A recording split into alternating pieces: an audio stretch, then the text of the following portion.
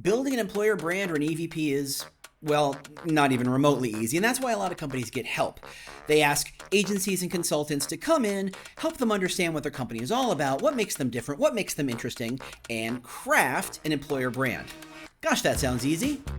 And then you go and try to hire employer brand support, and you realize it's a mess. It is so hard to find the right partner, the right vendor, the right consultant, the right agency, whatever you want to call it, the right partner to help you build your employer brand.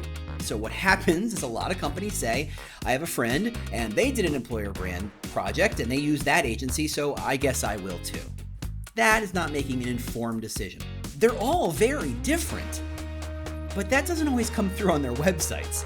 You look at 4 or 5 of them and you'll start to realize they're using the same phrases over and over and over again, making it so hard to pick. On top of which, there are a lot of different approaches to building an employer brand, and they're not all the same. Some are really well suited for global multinational companies, and some are really well suited for small 200-person startups. Those two situations are so different, but again, how can you know? So that's why I've put together the Employer Brand Buyer's Guide. It is a guide to help you make sense of the process of selecting the right partner or vendor to build your employer brand.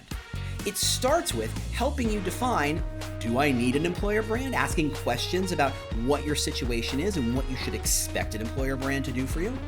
Then it gets into what are the questions you should ask yourself before you get into an employer brand project. How do you avoid spending a lot of time and energy wasted on a project that isn't necessary? It includes questions you should be asking yourself before you jump into a project. How to do your own basic research so that you can select the right partner.